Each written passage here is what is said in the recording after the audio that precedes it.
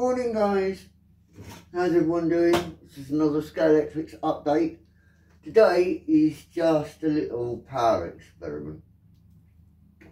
Now, you'll notice I've changed the power block for a normal socket so it won't affect the corner when it comes down to put the baseboard in, which is good.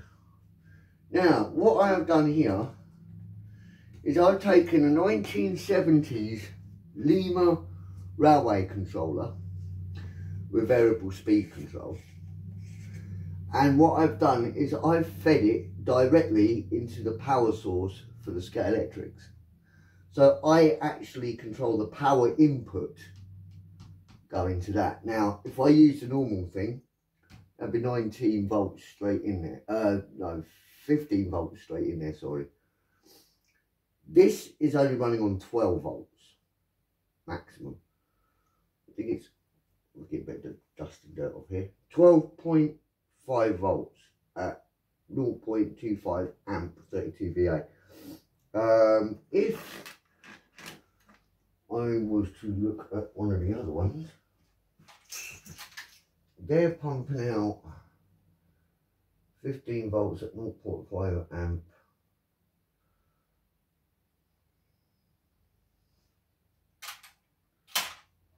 So, yeah, anyway, it's all in aid to try and get the cars a little bit slower, because obviously if you've got other cars and you want to display, you don't want them running around the track at 100 miles an hour. You want them floating around the track at 50 miles an hour, say. So at the moment, with 12 volts running through, it slows them down, makes them a little bit more controllable, which is good.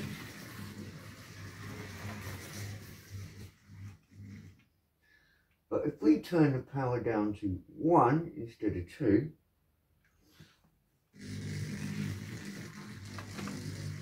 I've got more,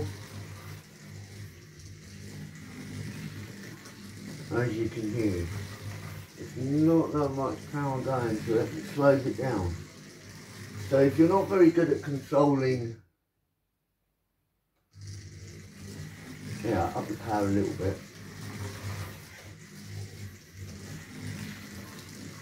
Now this kind of power going through the motors, I don't know if it does it any good or not. It's not like it's pumping too much through it.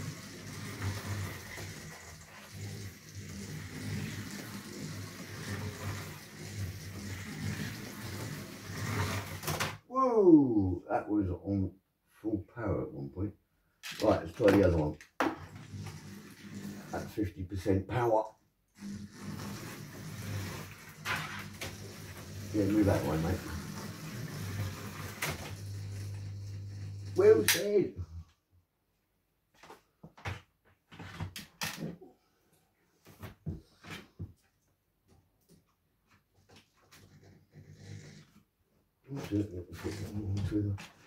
Right, let's try both of them. Full power. And we're having a race.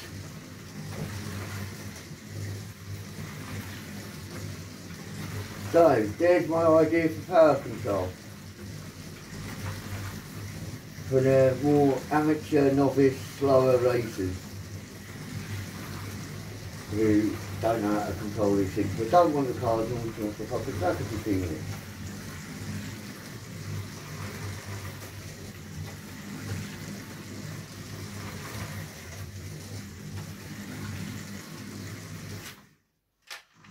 Yeah. Up the power a little bit, see what the difference we get.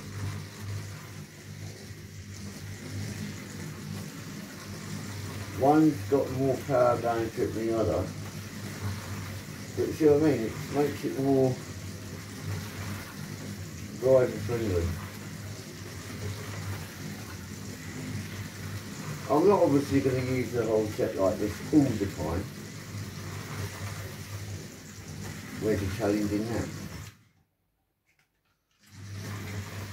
Whoa! Get out of the way, you fucking idiot. We're up to full speed again.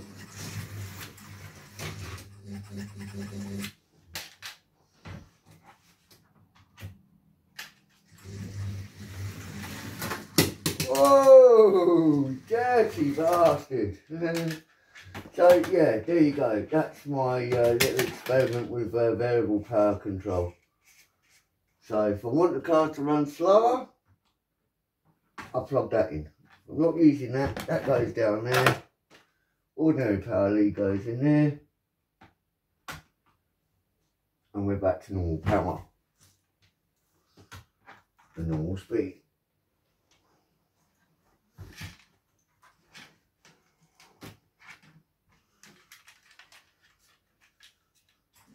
Like so. When I actually put this fucking stuff in the slot. Oh, look at that. Oh, yay. As I say, you know, having variable control is good, but you can get custom controllers for Scalextrics. Now, I've seen a few videos where people have got these controllers and they've got dials on, oh shit, where you can adjust the power and stuff like that. It's mainly for digital, but you can kind of use it on analog as well. Or you can, I don't know, adapt the wiring or try different older controllers. Maybe they give you a little bit of variation, but don't be afraid to muck about with controllers to get one that's ideal for you. These bog standard ones are like, you know, if you want something a little bit more control, try slightly older versions of these plug-in ones, or if you're good with electronics, find a power plug that'll fit in there, customise the wiring, fit a foreign one, maybe for example, for some mad fucking stupid reason, you prefer to use a trigger like that. Only one slight problem, it's a Carrera controller and it's got the wrong type of end. You could snap that end off and adapt it, put that end on. Maybe, just maybe, you might have a little bit more control. I like this one, it's got a lock on it so you can, I don't know what the hell that's for. Is that locking it in place or what?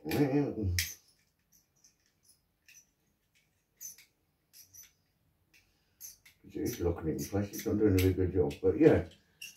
You can use variable controllers, get variable control, so you can always experiment with that. I'm going to try and see if I can get any other sets, or if I get any other sets that have got controllers in, they've got older controllers that will fit in here.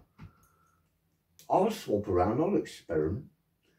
But yeah, it's just a little bit of thing here. So, custom controllers, you can get them, but like they've noticed, it's not very easy to get hold of them in the UK. In the US, not a problem. UK, variable controllers for professional racers, hard to come across. I've been looking on eBay and I can't find any. But anyway, that's it for today's video. It's just a little power experiment. It works. I'm glad my theory worked. So anyway, stick around because hopefully, fingers fucking crossed, everything works out today. Either tonight or tomorrow, I will be able to purchase the baseboard for this. And believe me, I can't fucking wait to get the baseboard sorted out, because this thing will be sitting level and we can start doing some proper work on it. So anyway, at the moment, thanks for watching. Don't forget to like, subscribe, comment and share if you want to follow the progress. And as I say, as and when I get the baseboard, I will film fitting it into place. So anyway, thanks for watching and I'll see you later.